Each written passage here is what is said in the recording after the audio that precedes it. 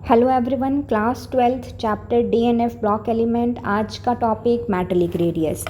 तो देखिए, सबसे पहले हम रेडियस की बात करते हैं S block and P block, क्योंकि थोड़ा सा आसान रहता है। S block and P block में इतनी वेरिएशंस नहीं है, इसीलिए। तो देखिए, एस ब्लॉक और पी ब्लॉक के अंदर जब हम लेफ़्ट से लेफ़्ट टू राइट जाते हैं तो साइज़ क्या हो जाता है? साइज़ डिक्रीज़ हो जाता है। अब ये साइज़ क्यों डिक्रीज़ हो रहा है? साइज़ डिक्रीज़ इसलिए हो रहा है क्योंकि जो सेंटर में बैठा है वो पावरफुल हो रहा है और अपनी तरफ अट्रैक्ट कर रहा है। सेंटर में कौन बैठता है? न्यूक्लियस। अब न्यूक्लियस क्या हो रहा है? बहुत ज़्यादा पावरफुल हो रहा है। वो इतना पावरफुल है कि सबको अपने में समाने की कोशिश कर रहा है। बाहर वाले जो इलेक्ट्रॉन्स हैं कि भैया आ जाओ मेरे पास, मैं रहा पॉजिटिव चार्ज, आपके पास नेगेटिव चार्ज, और मेरे पास आ जाओ। देखिए, ये न्यूक्लियस और इसके बाहर वाली जो हैं ये शेल्स, जहाँ पर कि इलेक्ट्रॉन्स लाई करेंगे। ठीक है। अब जैसे जैसे एटॉमिक नंबर बढ़ेगा, प्रोटॉन्स भी बढ़ते हैं, प्रोटॉन्स भी बढ़ेंगे और इलेक्ट्रॉन्स भी बढ़ेंगे। ठीक है, बात समझ में आई? हर एटॉमिक नंबर पर एक प्रोटॉन और एक इलेक्ट्रॉन बढ़ता है, बट प्रोटॉन्स जो हैं वो एक जगह पर बढ़ रहे हैं और इलेक्ट्रॉन्स क्या हैं? वो स्कैटर्ड हैं। ठीक है, एक हल्का सा आइडिया दे रही हूँ। अब देखो, कौन ज़्यादा पावरफुल होगा? जो एक जगह पर है, यूनिटी में है, या जो स्कैटर्ड में है? ऑफ कोर्स जो यूनिटी में होगा वो ज़्यादा पावरफुल होगा। तो ये जो न्यूक्लियस है ना, ये हमारा ज़्यादा पावरफुल हो गया है। अब जो ये बाहर वाले इलेक्ट्रॉन्स हैं, इनको पकड़ के अंदर अपनी तरफ खींचेगा और साइज़ क्या हो जाएगा? छोटा। अब ये न्यूक्लियस जो हमारा पावरफुल हो रहा है, इसी को आप दूसरा टर्म बोल देते हैं। क्या बोल देते हैं? Z effective. Z effective. Nucleus powerful हो रहा है, होने का मतलब क्या है कि जेड इफेक्टिव बढ़ रहा है, या फिर इफेक्टिव न्यूक्लियर चार्ज इंक्रीज कर रहा है, और कुछ नहीं है। ठीक है। तो जब भी आप ये सोचें एस ब्लॉक और पी ब्लॉक में कि लेफ़्ट टू राइट जाने से साइज़ आपका घटता है, तो क्यों घट रहा है?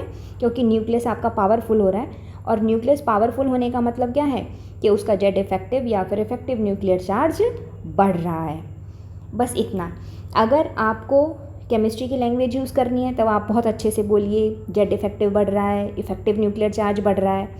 और आपको ऐसा बोलना है, बहुत ही सिंपल सरल भाषा में बोलना है, तो बोलिएगा कि न्यूक्लियस हमारा ज़्यादा स्ट्रॉन्ग हो रहा है, ज़्यादा पावरफुल हो रहा है। अब बात करते हैं हम डी ब्लॉक एलिमेंट्स की। तो देखेंगे डी ब्लॉक एलिमेंट्स। अब डी ब्लॉक एलिमेंट्स के अंदर सबसे पहले तो आप ग्राफ देख लीजिए एक बार। देखिए ग्राफ कैसा जा रहा है। ये है ग्राफ। ठीक है, ये ग्राफ है। ये देखिए, स्कैंडियम का एटॉमिक रेडियस ये है, टाइटेनियम एटॉमिक नंबर 22, साइज़ घट गया है। वैनेडियम का साइज़ और घट गया, क्रोमियम का साइज़ और घट गया। फिर मैंगनीज़, कोबाल्ट, आयरन, कोबाल्ट और निकल का ऑलमोस्ट सेम है। ठीक है, ऑलमोस्ट कैसा है इनका साइज़? सेम। बट कॉपर और जिंक में देखिए क्या हो गया है, ये बढ़ गया है, एकदम से बढ़ गया। घटना चाहिए था, घटने की जगह लास्ट के दो एलिमेंट्स में इनका एटॉमिक रेडियस क्या हो रहा है? इंक्रीज़ हो रहा है। ये क्यों हो रहा है? तो सबसे पहले तो डिक्रीज़ की बात कर लेते हैं। एक बार डी ब्लॉक 3D सीरीज़ के एलिमेंट्स को लिखते हैं। Scandium, titanium, vanadium, chromium, manganese, iron, cobalt, निकल, कॉपर एंड जिंक। तो आप ये देखेंगे यहाँ तक जो साइज़ है, स्कैंडियम, टाइटेनियम, वैनेडियम, यहाँ से साइज़ डिक्रीज़, यहाँ तक साइज़ डिक्रीज़ हो रहा है। अब साइज़ डिक्रीज़ हो रहा है, आपके दिमाग में क्या बात चलनी चाहिए? साइज़ डिक्रीज़ हो रहा है तो भैया इफ़ेक्टिव न्यूक्लियर चार्ज बढ़ रहा है, जेड इफ़ेक्टिव बढ़ रहा है, अट्रैक्शन बढ़ रहा है। ठीक है, अट्रैक्शन बढ़ रहा है, एक ही बात है। ठीक। अब देखिए यहाँ तक, मतलब कि D1 तक ये काम करेगा, D2 तक, D3, D4 और D5 तक कुछ हद तक ये काम करेगा। बट उसके बाद हम देखते हैं आयरन, कोबाल्ट और निकल में तो यहाँ पर जो साइज़ है, साइज़ कैसा हो जाता है, कांस्टेंट। साइज़ कैसा हो जाता है, कांस्टेंट। तो इसमें हम बाद में आएंगे। अभी ये देखिए, कॉपर और जिंक पर साइज़ क्या हो गया, साइज़ आपका इंक्रीज़ हो गया। ऐसा क्यों हो गया? इफेक्टिव न्यूक्लियस में तो प्रोटॉन्स बढ़ ही रहे हैं ना, फिर क्या ऐसी दिक्कत आ गई कि साइज़ एकदम से बढ़ गया? वो तो न्यूक्लियस तो और भी ज़्यादा पावरफुल होना चाहिए था, इलेक्ट्रॉन्स को खींचना चाहिए था। अरे भैया, इलेक्ट्रॉन्स के अंदर ही मारा मारी स्टार्ट हो गई। डी ऑर्बिटल के अंदर इलेक्ट्रॉन्स जो आ रहे थे उन्हीं के बीच में ही रिपल्शन आ गया। 1 2 3 4 5 6 7 8 9। अब देखिए कितनी ज़्यादा रिपल्शंस होंगी, एक दूसरे को ही धक्का मारेंगे ये, ठीक है। न्यूक्लियस को अवॉइड करके क्या कहेंगे कि आओ पहले तो हम तुम्हारा ही इंतज़ाम कर लेते हैं, कि हमसे ही नहीं रहा जा रहा था ऑर्बिटल में और तुम और आ गए, है ना। तो इन्हीं के अंदर क्या हो गया, रिपल्शंस हो गई, ये एक दूसरे को नापसंद करने लग गए। तो हम क्या बोलेंगे, ये साइज़ बढ़ क्यों रहा है, electronic repulsions, electronic repulsions of D electrons, ठीक है। तो ये साइज़ बढ़ने की बात हो गई। अब साइज़ जो कांस्टेंट हो रहा है, अब कांस्टेंट में तो हम क्या बोल सकते हैं, बहुत सिंपल सरल भाषा में क्या बोलेंगे कि अट्रैक्शन और रिपल्शन दोनों क्या हो गए, बराबर, ठीक है। और क्या बोल सकते हैं कि भैया जितना इफेक्टिव न्यूक्लियर चार्ज बढ़ रहा था उतना ही इलेक्ट्रॉनिक रिपल्शंस भी बढ़ रहे थे, ठीक है। तो यहाँ पर आप देखेंगे ये जो साइज़ बढ़ा था ये हमारा मोस्टली D9 और D10 जहाँ पर बहुत ज़्यादा इलेक्ट्रॉन्स आ गए हैं वहाँ पर काम करेगा, और ये वाला जो है D5 तक, ठीक है। क्योंकि ये बड़े खुश हैं, एक एक अपने अपने घरों में पड़े हुए हैं, इन्हें कोई प्रॉब्लम नहीं है, ठीक है। अब यहाँ पर क्या है, ये कॉम्प्रोमाइज़ कर रहे हैं, ये जो मिड वाले एलिमेंट्स हैं ये इनको क्या करना पड़ा है, कॉम्प्रोमाइज्ड हैं ये, ठीक है। तो ना बेचारे ये मिडिल क्लास फैमिली है, ये फैकोनी जो है ये ये कॉम्प्रोमाइज़ ही कर रही है, ना बेचारी घट रही है और ना ये बढ़ रही है। तो this is all about your 3D series elements their atomic radius. तो आपको याद रहेगा, देखिए इस ग्राफ से बहुत, फिर दोबारा से देख लेते हैं इस ग्राफ को, कि एटॉमिक नंबर बढ़ रहा है तो घटेगा घटेगा घटेगा, एक पॉइंट तक घटेगा, उसके बाद कांस्टेंट, फिर इंक्रीज़। इसका रीज़न देख लेते हैं, यहाँ तक अट्रैक्शन ज़्यादा होगा, यहाँ तक अट्रैक्शन ज़्यादा होगा, साइज़ घट जाएगा, उसके बाद फैकोनी ये साइज़ क्या हो जाएगा, इधर कांस्टेंट रहेगा। क्यों, जितनी अट्रैक्शन थी उतनी रिपल्शन हो गई। कॉपर और जिंक में क्यों बढ़ गया, अरे भैया यहाँ तो हमारे इलेक्ट्रॉन्स के ही बीच में रिपल्शन, इलेक्ट्रॉन्स के ही बीच में लड़ाई स्टार्ट हो गई, तो जिसकी वजह से क्या हो गया, साइज़ इंक्रीज़ हो गया, ठीक है। ये तो कहानी हो गई हमारे 3D सीरीज़ की। तो जैसा 3D फॉलो कर रहा है, सेम यही ट्रेंड 4D के साथ भी होगा, 4D सीरीज़ के साथ भी होगा, और वही सेम चीज़ 5D सीरीज़ के साथ भी होगी, ठीक है। 4D के साथ भी सेम और 5D के साथ भी सेम। देखिए एक बार ग्राफ देख लेते हैं। देखिए ये जो ब्लू वाली है ये है हमारी 4D सीरीज़, ये जो ब्लू वाली जो लाइन है ये हमारी क्या है, 4D सीरीज़, और ये रेड वाली जो है ये 5D सीरीज़। तो आप ये देखेंगे ये वाली देखो यहाँ घटा घटा घटा कांस्टेंट और फिर इंक्रीज़ कर गया, फिर ये 4D वाली जो है ये ब्लू कलर वाली, ये देखिए डिक्रीज़ डिक्रीज़ डिक्रीज़, और फिर उसके बाद एक टाइम पर कांस्टेंट और फिर बढ़ गया।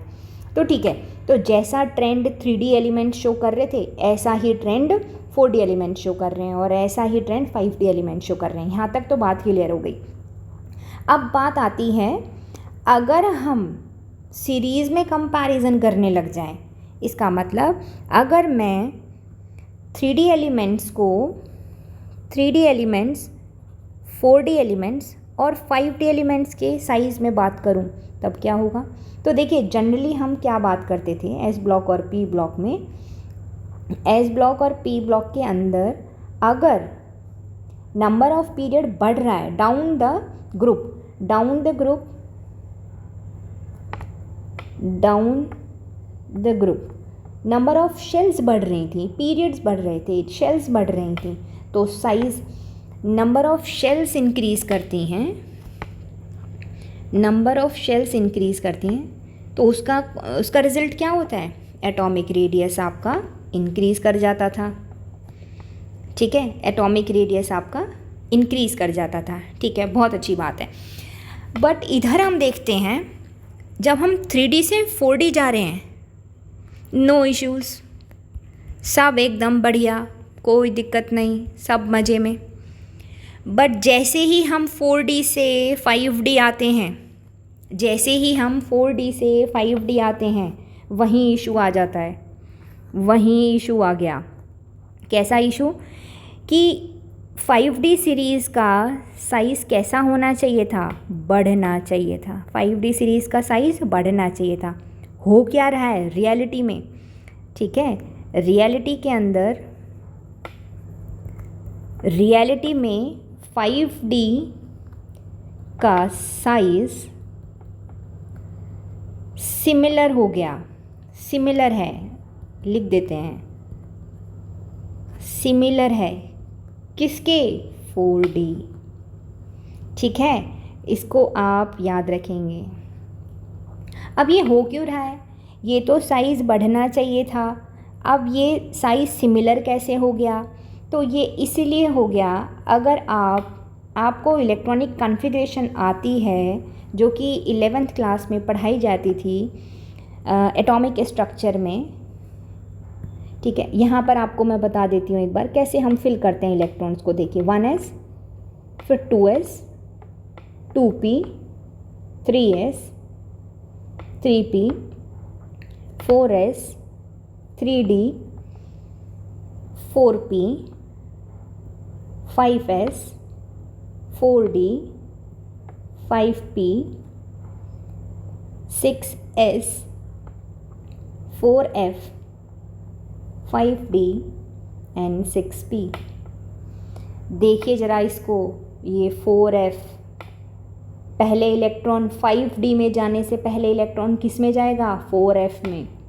आप देखिए ये था 5d, ठीक है ना। अब 5d से पहले इलेक्ट्रॉन किस में जाएगा, 5d से पहले किस में जाएगा, 4f में। ठीक है, अब ये 4f की वजह से क्या होगा, देखिए हमारे पास जो शील्डिंग इफ़ेक्ट होता है वो सबसे ज़्यादा होता है s ऑर्बिटल का, फिर उसके बाद p, फिर उसके बाद d, फिर उसके बाद f। ठीक है, शील्डिंग इफ़ेक्ट क्या होता है, शील्डिंग इफ़ेक्ट और कुछ नहीं, शील्डिंग इफ़ेक्ट मीन्स शील्ड कर देना, मीन्स प्रोटेक्ट कर देना, दीवार स्ट्रॉन्ग कर देना। देखिए जैसे कि ये हमारा न्यूक्लियस हो गया, यहाँ पर हमारी शेल्स हैं, ये हमारी शेल्स हो गई। ठीक है, अब जब आप फिलिंग करेंगे, इलेक्ट्रॉन्स की फिलिंग करेंगे, तो 4f यहाँ पर कहीं लाई करेगा। ठीक है, यहाँ ये 5th D में इलेक्ट्रॉन्स जो आएंगे हमारे पास, इलेक्ट्रॉन्स पहले 4f में जाएंगे, n+l रूल, क्योंकि इसकी एनर्जी कम होती है, n+l रूल, जिसकी एनर्जी कम, पहले इलेक्ट्रॉन वहाँ पर जाएगा। अब but shielding effect f orbital का कैसा होता है, वेरी वेरी पुअर। ये दीवार स्ट्रॉन्ग, आप इसको ऐसे समझ लीजिए, शील्डिंग इफ़ेक्ट मीन्स स्ट्रॉन्ग दीवार और वीक दीवार। ये जो दीवार है 4f की वजह से ये क्या हो गई है, वीक, बहुत ही वीक हो गई है। ये वीक हो गई है तो ये जो ये बैठा है ना, सेंटर में जो बैठा है, ये क्या हो जाएगा, ओहो मेरी तो मौज आ गई, मैं 5D के इलेक्ट्रॉन्स को अपनी तरफ खींच सकता हूँ, मैं बहुत अच्छे से खींच सकता हूँ। क्यों, क्योंकि ये जो प्रोटेक्शन है ये कैसा है, ये जो 4f की जो वॉल है ये कैसी है, वीक है। तो साइज़ कैसा हो जाएगा, घट जाएगा। कैसा होना चाहिए था, हमारी क्या एक्सपेक्टेशन थी कि साइज़ बढ़ना चाहिए, बट एक्चुअल में रियलिटी में हो क्या रहा है कि साइज़ डिक्रीज़ हो रहा है। ये जो साइज़ डिक्रीज़ हो रहा है इसी को हम क्या बोलते हैं, कॉन्ट्रैक्शन। कौन सा कॉन्ट्रैक्शन? Lanthanoid contraction. अब लेंथेनॉइड ही क्यों बोला? कुछ और भी तो बोल सकते थे, अभी बताते हैं। तो सबसे पहले अभी तो आपने बस ये समझिए कि इलेक्ट्रॉन की जो फिलिंग हो रही है वो 4f में हो रही है। 5d से पहले किस में जाएगा इलेक्ट्रॉन? 4f में। कौन सा रूल होता है? n+l rule. 4f में जाने से जो f ऑर्बिटल है उसका शील्डिंग कैसा है? Very poor shielding effect, very poor shielding effect. Nucleus को मज़ा आ गया, न्यूक्लियस ने बाहर वाले इलेक्ट्रॉन्स को पकड़ के अपनी तरफ खींच लिया। साइज़ कैसा हो गया? डिक्रीज़ हो गया। ठीक है, यहाँ तक आई होप सबको समझ में आया होगा। चलिए अब जो मैं बात कर रही थी लेंथेनाइड कॉन्ट्रैक्शन की, वो देख लेते हैं। देखिए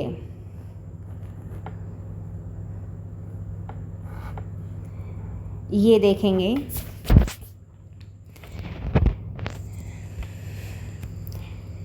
स्कैंडियम, ये रहा scandium, yttrium, lanthanum, 3d series, 4d series and 5d series. ठीक है, तो लेंथेनम में तो हमारे जो इलेक्ट्रॉन्स हैं वो डी ऑर्बिटल में ही जाएंगे, बट लेंथेनम से आगे हमारे 14 और इलेक्ट्रॉन्स आते हैं। लीजिए एक बार लिख देते हैं, ये देखिए क्या होगा। ये हमारा स्कैंडियम, यत्रियम, लेंथेनम, ठीक है। उसके बाद टाइटेनियम, जिरकोनियम एंड हॉफनियम। ये थी हमारी 3d series, 4d series and 5d series. ठीक, 3d, 4d and 5d series. तो अब आप देखिए क्या हो रहा है, टाइटेनियम से जिरकोनियम जा रहे हैं।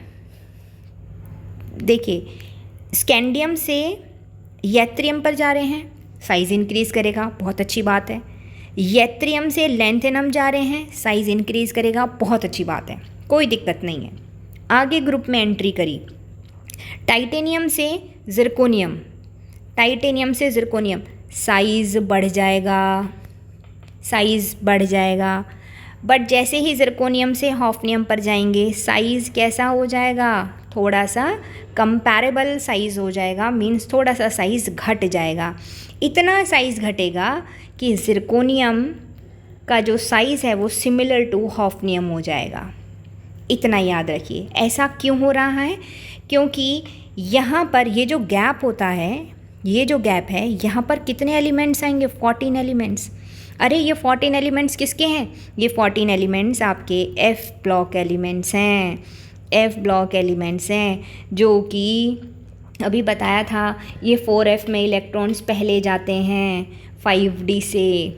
ठीक है, तो पहले लेंथेनम एटॉमिक नंबर 57, फिर ये 14 एलिमेंट्स का एटॉमिक नंबर क्या हो जाएगा? ये हो जाएगा हमारा 58 से लेकर 71 तक। ये 14 एलिमेंट्स हैं ब्लॉक के। तो ये जो हॉफनियम है ये हमारा एटॉमिक नंबर 72। इसीलिए यहाँ पर इसको हमने क्या बोल दिया है? Lanthanoid contraction.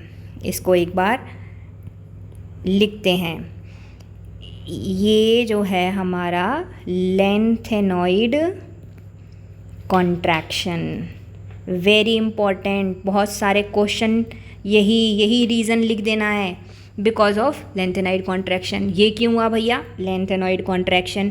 ठीक है, तो आपको ये चीज़ समझ में आनी चाहिए। एक बार और रिपीट कर देते हैं, कैसे स्कैंडियम से यत्रियम पर जाएंगे, साइज़ इंक्रीज़ कर जाएगा, बहुत अच्छी बात है। यत्रियम से लेंथेनम पर जाएंगे, साइज़ इंक्रीज़ कर गया, बहुत बढ़िया। टाइटेनियम से जिरकोनियम साइज़ इंक्रीज़ करेगा, नंबर ऑफ़ शेल्स बढ़ रहे हैं तो साइज़ इंक्रीज़ करेगा। जिरकोनियम से हॉफनियम पर जाएंगे, साइज़ बढ़ना चाहिए था, घट गया। साइज़ बढ़ना चाहिए था, क्या हो गया? साइज़ डिक्रीज़ हो गया। इतना डिक्रीज़ हुआ कि वो जिरकोनियम के बराबर हो गया। ठीक है, इतना डिक्रीज़ हुआ कि वो जिरकोनियम के बराबर हो गया। ये क्यों होता है? Because of lanthanide contraction. Because of lanthanide contraction. Lanthanide contraction क्या होता है? लेंथेनाइड कॉन्ट्रैक्शन में 5d से पहले हम इलेक्ट्रॉन्स को 4f ऑर्बिटल में फिल करते हैं। 5d से पहले हम किस में इलेक्ट्रॉन्स फिल करते हैं? 4f में। और देखिए आपको मैंने पोजीशन भी दिखा दी है, ये रहा हमारा लेंथेनम, एटॉमिक नंबर 57। उसके बाद हमारे 14 एलिमेंट्स आते हैं एफ ब्लॉक के, जिसमें कि इलेक्ट्रॉन्स आपका किस में जाएगा? एफ ऑर्बिटल में जाएगा। एफ ऑर्बिटल का पुअर शील्डिंग इफेक्ट होता है। जब पुअर शील्डिंग इफेक्ट है तो न्यूक्लियस आपका पावरफुल होगा और साइज़ क्या हो जाएगा? खींच लेगा अपनी तरफ। न्यूक्लियस पावरफुल हो रहा है तो अपनी तरफ बाहर वाले इलेक्ट्रॉन्स को अपनी तरफ खींच लेगा और साइज़ क्या हो जाएगा? डिक्रीज़ हो जाएगा। क्वेश्चन पूछता है, देखिए कितने कितने क्वेश्चन बनते हैं यहाँ से। बताइए, why does hafnium has similar size to zirconium? What is lanthanide contraction? ठीक है, what happen when we move from lanthanum to hafnium? ये सारे के सारे आपको मोस्ट प्रोबेबली क्वेश्चंस आपको मिल जाते हैं। ठीक है, तो देखिए एक छोटा सा जिस्ट कि आज हमने क्या क्या पढ़ा, फटाफट से देख लेते हैं। साइज़ घट रहा है, ठीक है, साइज़ घट रहा है। क्यों घट रहा है? बहुत एकदम सरल भाषा में, अट्रैक्शन बढ़ रहा है। अट्रैक्शन बढ़ रहा है मतलब जेड इफेक्टिव बढ़ रहा है, या फिर इसी को बोल सकते हैं हम इफ़ेक्टिव न्यूक्लियर चार्ज बढ़ रहा है। ठीक है, ये सभी एलिमेंट्स की बात करेंगे। अब डी ब्लॉक में पहले साइज़ घटता है, फिर कांस्टेंट और फिर बढ़ने लग जाता है। सेम ट्रेंड आपको मिलेगा 3D में, 4D में, 5D में। प्रॉब्लम कहाँ आती है? When we start moving from 3D to 4D to 5D। 3D से 4D पर जाते हैं। स्कैंडियम और यैत्रियम और आपका लेंथेनम, यहाँ तो कोई इफेक्ट नहीं दिखाई पड़ता है, यहाँ पर नहीं होगा लेंथेनाइड कॉन्ट्रैक्शन। इसके बाद वाले एलिमेंट्स में हो जाएगा, टाइटेनियम में, जिरकोनियम में एंड हॉफनियम में। ठीक है, यहाँ पर जिरकोनियम और हॉफनियम का साइज़ कैसा हो जाएगा? आपका सिमिलर साइज़ हो जाएगा। सिमिलर साइज़ क्यों हो गया? Because of lanthanide contraction. मिलते हैं अगली वीडियो में, धन्यवाद।